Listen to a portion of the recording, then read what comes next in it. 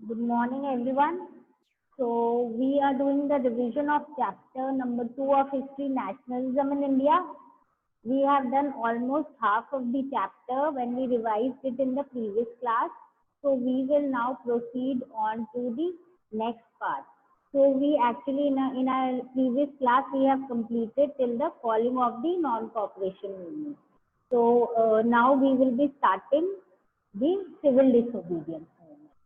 So when we talk about the civil disobedience movement, we should know that before starting the civil disobedience movement, the Indian leaders had to clear out few things.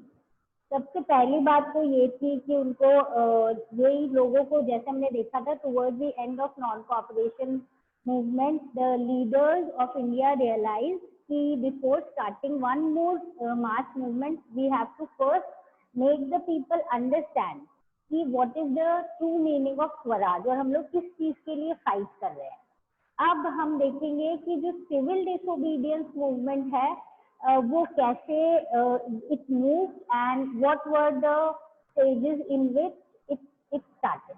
सबसे पहली चीज क्या हुई थी कि जब ये civil disobedience movement non cooperation movement जब एंड हुआ था, उसके बाद है ना विद इन कांग्रेस ओनली जो लीडर्स थे ना वो कहीं ना कहीं कंफ्यूज थे कि मतलब हमें क्या ऐसा एक और मास मूवमेंट करना चाहिए या नहीं करना चाहिए। तो Congress itself got divided into two parts, ठीक है। one group of the people said that we are actually fed up of mass struggle, हमें और नहीं करना है, इससे ना कुछ फायदा तो है नहीं और पूरा अपना जो एनर्जी और सारा जितना भी अपना मोटिवेशन है वो उस पर लग जाता है और फिर वो फॉलो हो जाता है, तो we don't actually find it fruitful and these people form the Swaraj party. इसमें जनरली कौन थे जो you can say the more experienced one या आप बोल सकते हैं जो ओल्डर जनरेशन थी वो थे। वो चाहते थे कि अब हम इलेक्शन से ही पार्टिसिपेट करें, जो ब्रिटिश गवर्नमेंट प्रोविंशियल काउंसिल के इलेक्शन करके उसमें पार्टिसिपेट करें।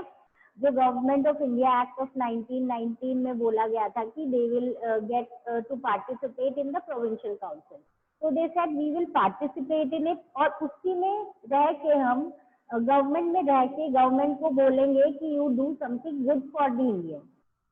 Whereas the other group, generally which included the younger generation, they had difference in the opinion. They said कि अब हमें और बड़ा मास एजिटेशन करना है और इस टाइम अपने ब्रिटिशर्स से क्या डिमांड करेंगे, फुल इंडिपेंडेंस। हम लोग किसी भी तरीके का any compromise we will not accept in any way. मतलब हमें कोई ये नहीं चाहिए कि थोड़े से गवर्निंग पावर दे दो या थोड़ा सा कुछ कहीं पे रूलिंग या एडमिनिस्ट्रेशन का कंट्रोल दे दो। They said that now we need total and complete independence, that is we should be able to rule over our own country without any foreign interference. Now what happened, जैसे हमने पढ़ा था when we started the chapter, हमने ये बोला था कि भाई फर्स्ट वर्ल्ड वॉर वाला टाइम था और ये problems Indians were facing because of which India were very very upset and disappointed with the Britishers. वैसे ही सिविल डिसोबीडियंस मूवमेंट के अराउंड में बहुत सारी ऐसी चीजें हुई थी because of which the Indians were in problematic situation. तो सबसे पहले क्या था, यू मे बी रिमेम्बरिंग और that after every world war generally क्या होता है, after few years the all over the world people have to experience economic depression. तो ऐसे ही वर्ल्ड वाइड इकोनॉमिक डिप्रेशन तो चल ही रहा था और उसके साथ साथ क्या हुआ, एग्रीकल्चर प्राइसेस जो हैं वो चीज़ों के बहुत ज़्यादा लो होने लग गए बिटवीन 1926 एंड 1930, बहुत ज़्यादा कम हो गए। तो ऑब्वियसली जो एग्रीकल्चर गुड्स है उनकी डिमांड भी कम हो गई और एक्सपोर्ट जो है वो धीरे धीरे इंडिया का क्या होने लग गया, डिक्लाइन होने लग गया। पेजेंट्स को बहुत मुश्किल हो रही थी अपने हार्वेस्ट जो है वो सेल करने में एंड पे देयर रेवेन्यू। मतलब एक तो प्राइस ऑलरेडी कम हो गए हैं एग्रीकल्चर चीज़ों के, ऊपर से वर्ल्ड मार्केट में डिमांड भी कम हो गई है, तो how will the poor pageants पे द रेवेन्यू। अब 1930 में इसीलिए हम बोलते हैं कंट्री साइड यानी जो विलेज वाली एरिया है which was in great trouble in that time.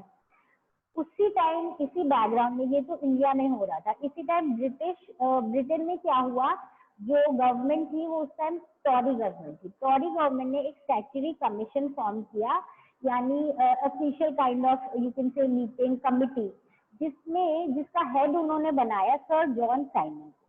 जब उन्होंने सर जॉन साइमन को इसका हेड बनाया और इन्होंने ये बोला कि इसमें हम ये डिस्कस करेंगे कि इंडियंस जो है उनको क्या प्रॉब्लम फेस करनी पड़ रही है और हम उनके लिए किसी तरीके का कॉन्स्टिट्यूशन बनाना चाहते हैं या हम उनको कोई ना कोई पावर टू रूल देना चाहते हैं, but we will look into the matters and then we will finally present with our solution.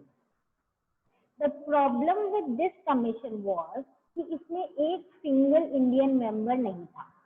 तो जस्ट इमेजिन कि आप ये बोल रहे हो कि हम इंडियंस की प्रॉब्लम से रिलेटेड चीजों कुछ सॉल्यूशन लाएंगे और आप उसमें एक भी इंडियन मेंबर को इंक्लूड नहीं कर रहे हो। How is that possible?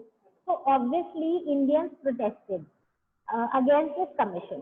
तो 1928 में जब साइमन कमीशन इंडिया में आए तो उनको इंडियंस की बहुत ज्यादा एंगर फेस करनी पड़ी। तो जैसे ही साइमन इंडिया में आए तो उन्होंने देखा लोग जो है वो बैनर्स लेके खड़े हैं to welcome him, in which people wrote Simon go back, that is people were showing open protest. And then obviously this will somehow result in repression towards India। तो जो ब्रिटिशर्स है, ब्रिटिश गवर्नमेंट है, उन्होंने क्या किया, वापस से ये जो इंडियंस प्रोटेस्ट कर रहे थे उन पे लाठी चार्ज और बाकी फोर्स यूज किया, because of which our great leader Lala Lajpat Rai was injured badly and later on he died। अब एक और जो उस टाइम पे और क्या बात थी कि इस मूवमेंट के बाद या ये जो साइमन कमीशन के लिए लोग प्रोटेस्ट कर रहे थे, इसमें ज्यादातर सब पार्टीज जो हैं वो पार्टिसिपेट कर रही थी। अब लॉर्ड इरविन जो है 1929 में उन्होंने अनाउंस किया एक मतलब वेग क्या होता है, जो चीज क्लियर नहीं होती है, मतलब ऐसे ही कुछ बोल दिया कि हम है ना इंडियंस को डोमिनियन स्टेटस देंगे। डोमिनियन स्टेटस मतलब थोड़े से पावर दे देंगे, कहीं ये चीजें डिसाइड वो खुद कर सकते हैं। वो भी ये भी नहीं बताया कि कब देंगे डोमिनियन स्टेटस, अनस्पेसिफाइड मतलब फ्यूचर कि हाँ हम आगे ये करेंगे। तो उसके बाद क्या हुआ कि ब्रिटिशर्स ने बोला हम एक राउंड टेबल कॉन्फ्रेंस ऑर्गेनाइज कर रहे हैं और इसमें अपने बैठ के डिस्कस करते हैं कि इंडिया को क्या प्रॉब्लम है, हम क्या सॉल्यूशन दें, क्या constitution and what ever it. तो उसके बाद क्या हुआ कि नेहरू एंड बोस जो है वो उस चीज से सेटिस्फाइड नहीं थे, बिकॉज दे हैड सेड के now we need full independence और हमें पूर्ण स्वराज चाहिए।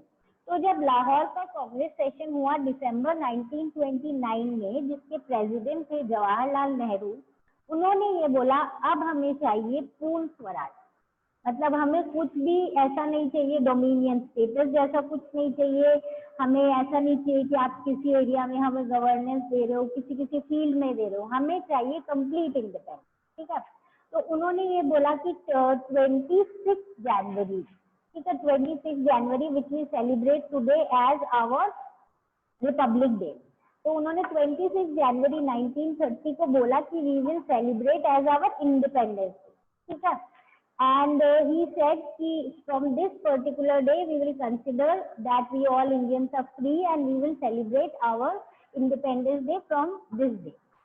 But it did not attract too much of attention, क्योंकि लोगों को अभी तक वही बातें क्लियर ही नहीं थी कि हम डिमांड क्या कर रहे हैं, क्या है ये चीज पूर्ण Swaraj, independence, what is it. At this point I just want to clear one more thing कि इसीलिए ही after our independence we wanted 26 January to have an important place even after independence। तो जो 15 अगस्त को अपना इंडिपेंडेंस डे सेलिब्रेट करते हैं, पर 26 जनवरी को हम लोग अपना रिपब्लिक डे सेलिब्रेट करते हैं। ठीक है, तो at this point we just need to understand कि इसमें इतनी ज्यादा लोग जो है इन्वॉल्व नहीं हुए थे, because they were not clear with these ideas. अब गांधी जी ने सोचा कि now we need to plan for something very very big, यानी एक ऐसा मूवमेंट जिसमें ओवरऑल इंडियंस जो है वो पार्टिसिपेट करे। तो उनको ये लगा था कि कोई ऐसा अपने मुद्दा या कोई ऐसी पॉइंट उठाएंगे which is common to everyone. So he knew that salt is something which is actually needed by everyone, whether rich or poor. कोई भी हो, and salt is considered one of the most important thing in our diet. तो गांधी जी ने 21 जनवरी 1930 को 11 demand दी थी किसको, viceroy Irwin को. और उन 11 डिमांड्स में से एक डिमांड ये थी कि जो सॉल्ट पे टैक्स है वो हटाना है, और इसके अलावा सॉल्ट बनाने की जो मोनोपोली है, that is to manufacture salt, was only with the Britishers. तो इससे व्हाट डू आई मीन कि एक तो ब्रिटिशर्स ने सॉल्ट पे टैक्स बहुत ज्यादा लगा रखा था, और वो ये बोलते थे कि इसको प्रोड्यूस करने का जो राइट है वो सिर्फ और सिर्फ हमारे पास है. तो जो बहुत सारी डिमांड गांधी जी ने रखी थी उसमें से एक डिमांड ये थी कि सॉल्ट के ऊपर से टैक्स हटाओ और हम लोग भी इसको इंडियन भी मैन्युफैक्चर कर सके. तो जब ये लेटर गांधी जी ने भेजा लॉर्ड इरविन को, he said this is my ultimatum, अगर आपने इसका हमें रिप्लाई नहीं दिया तो 11 मार्च तक तो हमें कोई बहुत बड़ा movement, specifically civil disobedience movement launch करेंगे. गांधी ने इरविन ने ऑब्वियसली कोई इम्पोर्टेंस नहीं दी इस चीज को, और बोला I can not fulfil all these demands. इसमें और भी बहुत डिमांड्स थी. तो Gandhi ji then started the famous salt march with 78 of his followers from his ashram in Sabarmati. Total 240 miles का उन्होंने डिस्टेंस कवर किया साबरमती आश्रम से दांडी तक.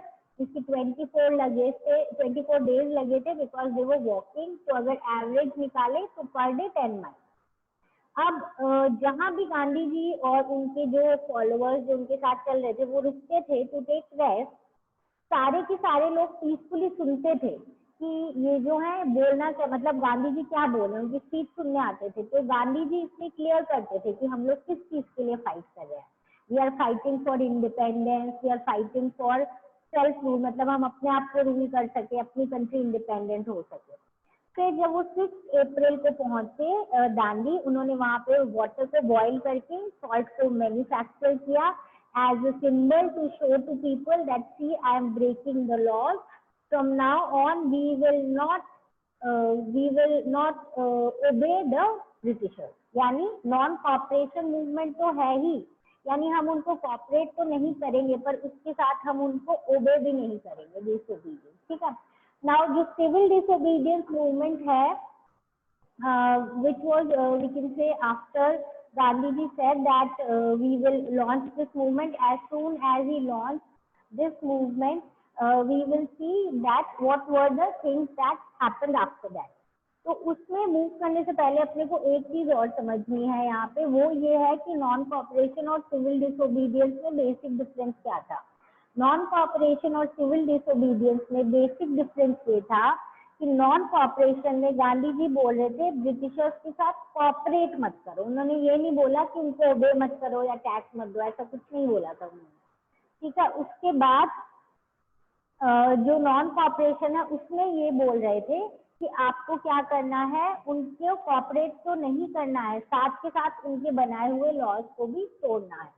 तो जैसे ये चीजें लोगों को दिमाग में क्लियर हुई, उन लोगों ने, बहुत सारे लोगों ने लॉ ब्रेक करना शुरू किया, सॉल्ट लॉ ब्रेक किया, वो भी गवर्नमेंट की सॉल्ट फैक्ट्रीज के सामने.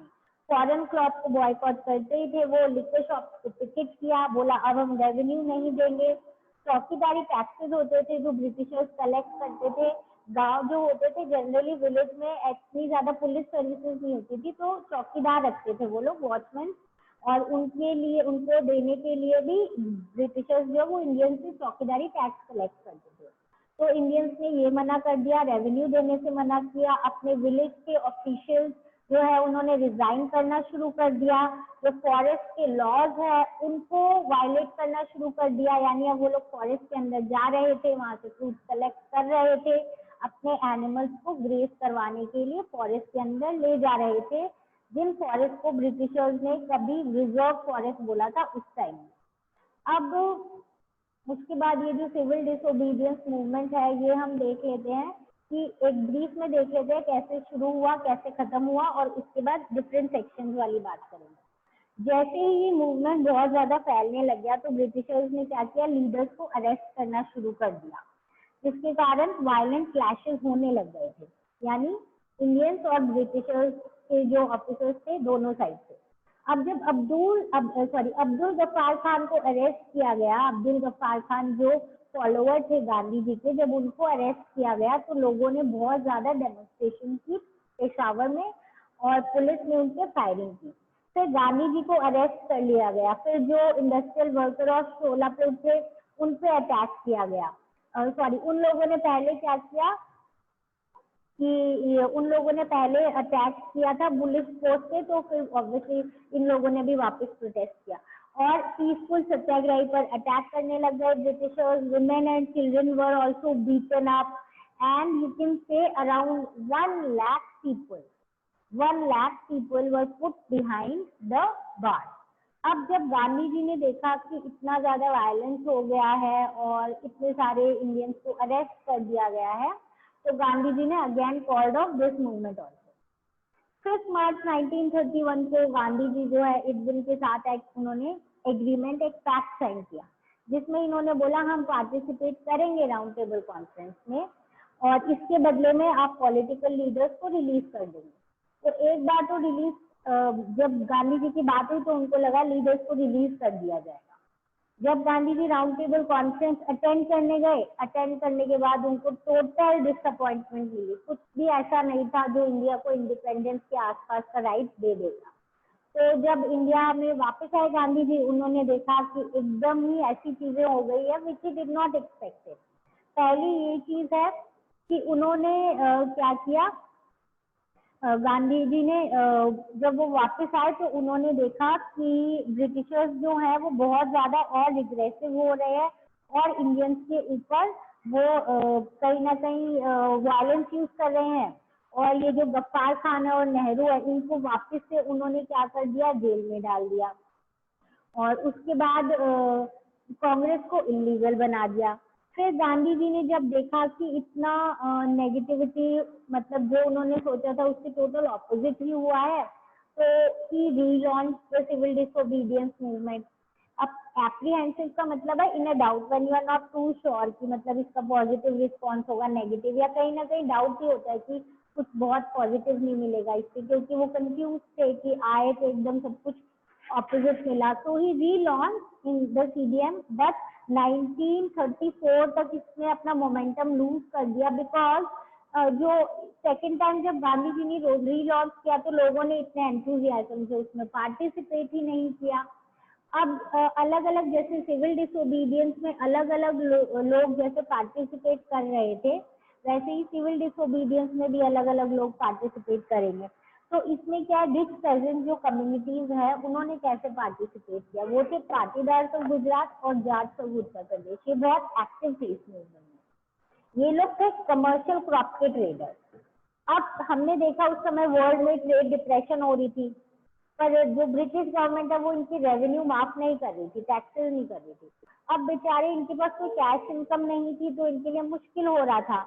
तो ये गवर्नमेंट को बोल रही थी कि हमारे जो रेवेन्यू डिमांड है वो कम करो। तो इसीलिए इन लोगों ने सिविल डिसोबीडियंस मूवमेंट ज्वाइन किया और बोला कि हम लोग जो है ये बॉयकॉट मूवमेंट और इन सब में पार्टिसिपेट खुद भी करेंगे और दूसरे लोगों को भी बोला। और फिर ये लोग धीरे धीरे, क्योंकि डिसोबे करना था तो टैक्सेस वैक्सेस देने से मना करने लगे। उसके बाद क्या हुआ कि उन्होंने देखा कि इनके लिए मतलब स्वराज कहीं ना कहीं था स्ट्रगल अगेंस्ट हाई रेवेन्यू, और इन लोगों ने भी बहुत अच्छे से मूवमेंट में पार्टिसिपेट किया। पर जब गांधी जी ने इसको कॉल ऑफ करके वापस से रीलॉन्च किया, तब इन लोगों ने इतने एंथुजियाज्म से पार्टिसिपेट नहीं किया।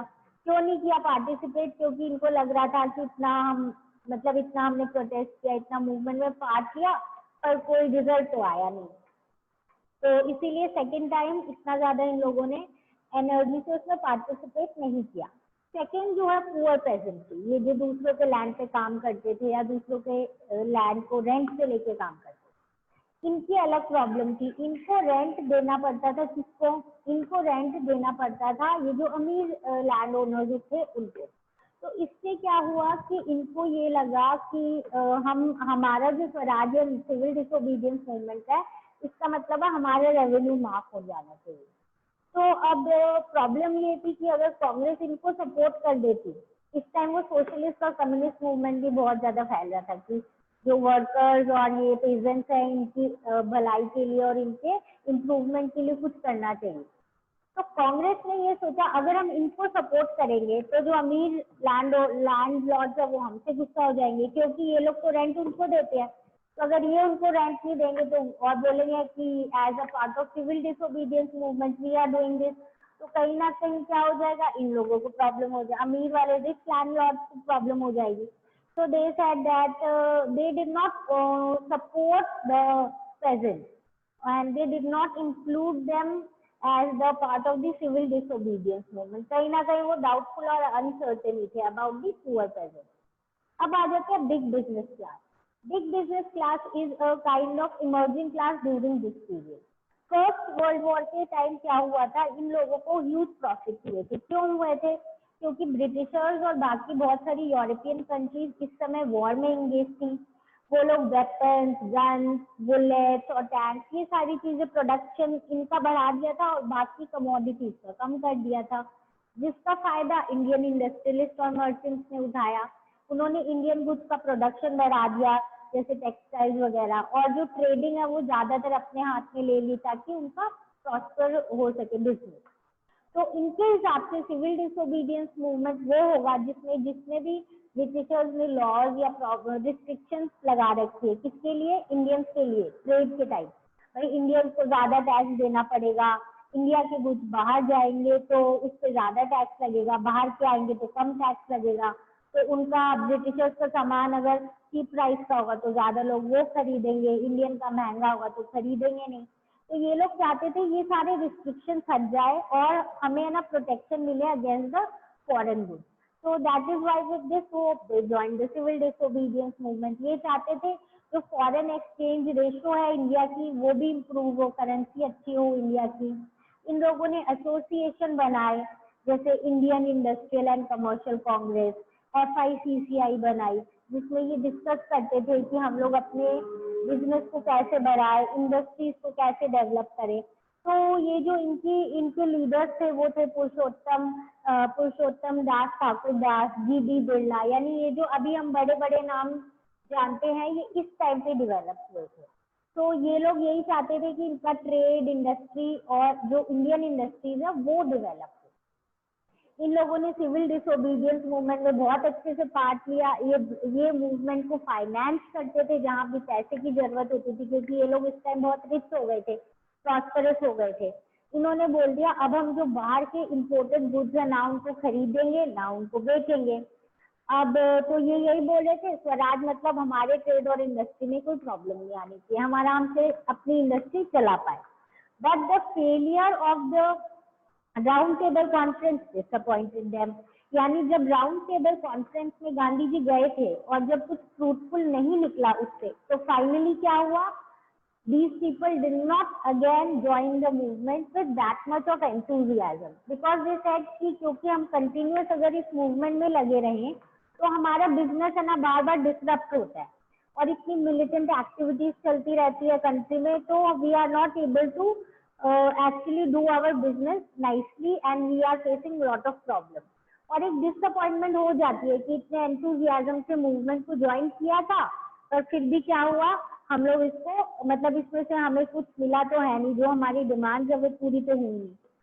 और एक प्रॉब्लम जो इनको थी, इनको लग रहा था कि जो सोशलिज्म स्प्रेड हो रहा है जिसमें कि मेन फोकस होता है कि वर्कर और पेजेंट्स जो है उनके वेलफेयर पे उनकी वेलफेयर और डेवलपमेंट के ऊपर ज्यादा ध्यान दिया जाए, ज्यादा फोकस दिया जाए, उससे भी उनको प्रॉब्लम हो रही थी। वो सोच रहे थे अगर ऐसा हो जाएगा जो यंग मेंबर्स ऑफ कांग्रेस सोच रहे हैं तो ऑब्वियसली हमें वर्कर्स की सैलरी बढ़ानी पड़ेगी, उनकी वर्किंग कंडीशन इम्प्रूव करनी पड़ेगी, वर्किंग टाइम कम करना पड़ेगा और उनके वेलफेयर के लिए सोचना पड़ेगा।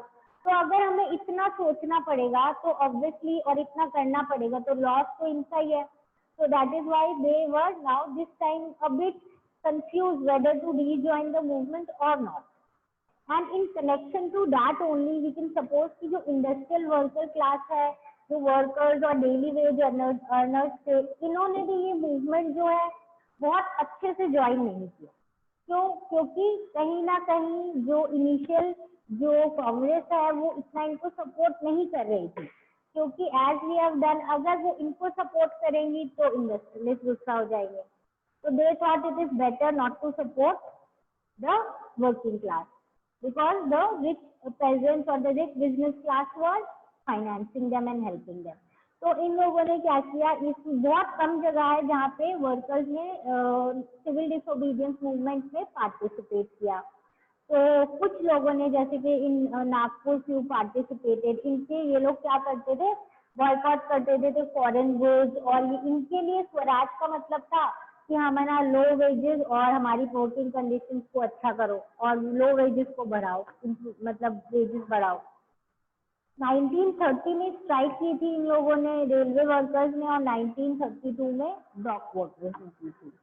थोड़ी प्रोटेस्ट रैलीज और बॉयकॉट कैंपेन छोटा नागपुर एरिया में भी हुए थे, जहाँ पे ये लोग गांधी कैप पहन के प्रोटेस्ट कर रहे थे।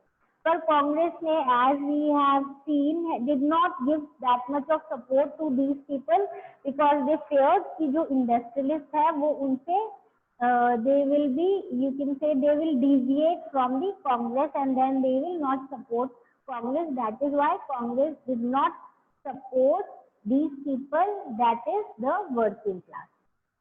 So now moving on to the next thing, which is कि जो सिविल डिसोबीडियंस मूवमेंट है, इसमें हम देखेंगे कि जो विमेन है उनका क्या रोल था। विमेन जो है, Gandhi ji said that he wanted that women should participate in every which. जब गांधी मार्च हुआ था तो सारी विमेन जो है हर जगह ये they came in to listen to Gandhi ji, ठीक है। They participated in protest and manufacturing of salt, picket की थी उन्होंने फॉरेन क्लॉथ, लिकर शॉप, वो जेल भी गई थी। एंड चाहे वो हाई कास्ट की हो, लो कास्ट की हो, पर सब लोग ये सोचती थी कि to work towards the society, to work towards our nation is our secret duty. But इतना होने के बाद भी अपने को ये समझना जरूरी है कि विमेन के स्टेटस में कोई चेंज नहीं आया था। वो गांधी जी चाहते थे कि उनका पार्टिसिपेशन हो, because he wanted to show कि ऑल ओवर इंडिया हर सेक्शन इसमें पार्टिसिपेट कर रहा था। पर वो बोलते थे कि जो विमेन है उनको बस गुड मदर्स, गुड वाइफ बनना चाहिए, घर का ध्यान रखना चाहिए। तो हम देखेंगे कि पॉलिटिकल पोजीशन जो है ना वो बहुत लेट मिली थी विमेन को, इवन इन कांग्रेस भी इनिशियली विमेन को कोई एडमिनिस्ट्रेटिव और अथॉरिटेटिव पोजीशन नहीं देती थी इनिशियली। बस वो बोलते थे आप भी देश के प्रति, आपकी भी ड्यूटी है, secret duty, you also work to participate in every meeting. That is what was happening if we talk about the status of women.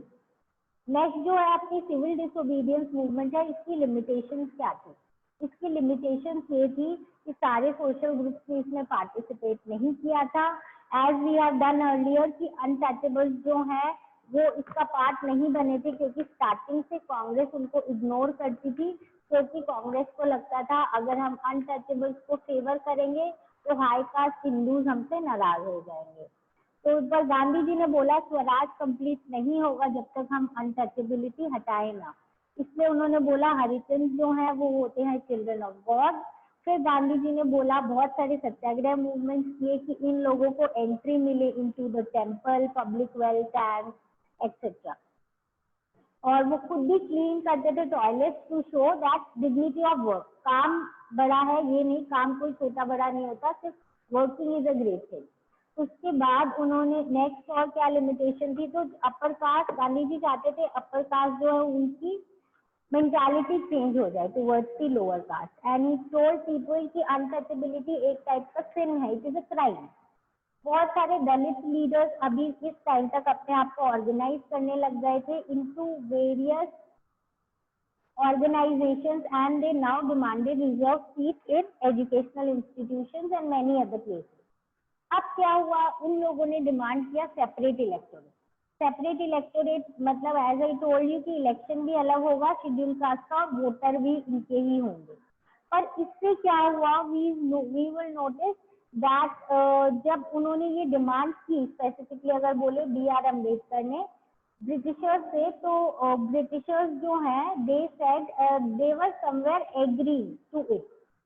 तो इसीलिए हम बोलेंगे कि जब ये चीज हुई कि ब्रिटिशर्स एग्री करने वाले थे इस बात पे, तो गांधी जी ने बोला Gandhi ji began fast unto death, मतलब मैं I will die, I will not eat anything if this demand of the Dalit group that is depressed class association is fulfilled. तो फिर B R Ambedkar thought that obviously this is not acceptable, तो उन्होंने बोला ठीक है, हमें नहीं चाहिए सेपरेट इलेक्टोरेट, इसके बदले में हम लोग रिजर्व सीट के लिए मान जाएंगे। तो फिर अम्बेडकर ने पूना पैक्ट ऑफ सितंबर 1932 में he agree to these points, and इससे जो डिप्रेस्ड क्लास है दैट इज शेड्यूल क्लास, उनको रिजर्व सीट मिल गई थी in central legislative council and the provincial councils as well. अब हम देखेंगे कुछ मुस्लिम ऑर्गेनाइजेशन जो है उन लोगों ने भी सिविल डिसोबीडियंस मूवमेंट में अच्छे से पार्ट नहीं लिया था। तो जब खिलाफत मूवमेंट हमने देखा था नॉन कॉपरेशन मूवमेंट का पार्ट था, तब तक तो मुस्लिम्स और हिंदूज जो है कांग्रेस में एक साथ एक यूनाइटेड मूवमेंट करते थे फॉर इंडिपेंडेंस। पर उसके बाद धीरे धीरे हम देखेंगे कि कांग्रेस जो है ना, it started joining hands with many Hindu dominating part. तो हम हिंदू डोमिनेटिंग पार्ट का मतलब हिंदू डोमिनेटिंग पार्टी जैसे हिंदू महासभा, तो मुस्लिम्स को लगता था कि हम मतलब वो उनसे दूर ही रहना चाहते थे कि वो लोग हिंदूज को ज्यादा फेवर कर रहे हैं। तो हिंदू मुस्लिम कम्युनिटी राइट्स बहुत ज्यादा हुए थे, क्लैशेस हुए थे, तो हिंदू मुस्लिम में जैसे जैसे राइट होता था वैसे वैसे डिफरेंस बढ़ जाते थे। अब मोहम्मद अली जिन्ना ने बोला हमें भी रिजर्व सीट चाहिए और जिस हिसाब से पॉपुलेशन है उसी प्रपोर्शन से आप हमें सीट दे दो। पर जो कांग्रेस के बहुत सारे और ये और ऑल पार्टीज कॉन्फ्रेंस हुई जिसमें एम.आर. जायकर ने बोला कि ऐसे नहीं करेंगे, ऐसे तो इंडियंस जो है वो कहीं ना कहीं डिवाइड ही होते रहेंगे, रिजर्व ही सीट होती रहेगी। तो बस यही बोल सकते हैं कि हिंदू मुस्लिम साथ नहीं आए क्योंकि एक दूसरे के प्रति डिस्ट्रस्ट डेवलप हो गया था, एंड मुस्लिम लीडर्स और इंटेलेक्चुअल्स को लगता था कि मुस्लिम माइनॉरिटी में है तो हिंदूज उनको क्या कर देंगे, सप्रेस कर देंगे। तो these were the basic limitations and so उसके बाद this is the next thing that we did, or you can say the last point of this chapter कि feeling of oneness कैसे develop हुई। हिस्ट्री, फिक्शन, फोकलोर, इन सब से nationalism की feeling बहुत ज्यादा डेवलप हुई। बहुत सारे इमेजेस क्रिएट हुए, जैसे भारत माता की इमेज पहले एस्थेटिक थी, ऐसे संत टाइप एकदम शांत। उसके बाद टू शो कि अब हम लोग पावरफुल हैं, उनको विद लायन दिखाया गया एंड वेरी अथॉरिटेटिव जैसे पावरफुल जैसे दिखाया गया। फिर वंदे मातरम का सॉन्ग बना अपना, बंकिम चंद्र चट्टोपाध्याय ने बनाया। फिर उसकी ये जो भारत माता की इमेज थी वो रविंद्रनाथ टैगोर ने बनाई। उसके बाद अपने फ्लैग से भी बहुत डेवलपमेंट हुए। पहले 3 कलर्स का बना था, उसके बाद उसमें उसको रेड, व्हाइट एंड ग्रीन बनाया गया, बीच में चरखे का साइन था। उसके बाद पहले रेड, ग्रीन, येलो था, फिर उसके बाद रेड, व्हाइट, ग्रीन हुआ, फिर फाइनली अपना सैफरन, व्हाइट एंड ग्रीन हुआ और बीच में एक व्हील का साइन हुआ। एंड उसके बाद हम एक लास्ट पॉइंट जो किया था वो था री इंटरप्रिटेशन, जिसमें हमारी हिस्ट्री को वापस से पढ़ाया गया इंडियंस को और बोला गया we are great people, we are superior. ऐसा नहीं है जैसा ब्रिटिशर्स अपने को बोलते हैं कि हम किसी से कम हैं, हम किसी से कम नहीं है। हम साइंस, मैथ, रिलीजन, आर्किटेक्चर हर चीज में सबसे आगे हैं। ब्रिटिशर्स ने इंफीरियरिटी कॉम्प्लेक्स अपने अंदर जनरेट किया था कि इंडियंस अनएजुकेटेड है और केपेबल नहीं है, इंफीरियर है, बट वी आर नॉट। और लास्ट की सारे जो इंडिया के सेक्शन है उन्होंने पार्टिसिपेट किया था, ठीक है, मूवमेंट को अपनी तरफ से समझा था, पर कहीं ना कहीं ओवरऑल अपनी इंडिया एक आ गया था to fight against one common enemy which was the British Empire. So with this we complete the revision of our chapter. I suppose everything is clear. If still you have doubt, you can still clear it. So this is it for today. In our next class, we'll do the map work and just give it a reading. And if you have problem, feel free to ask. That is it for today. See you all in the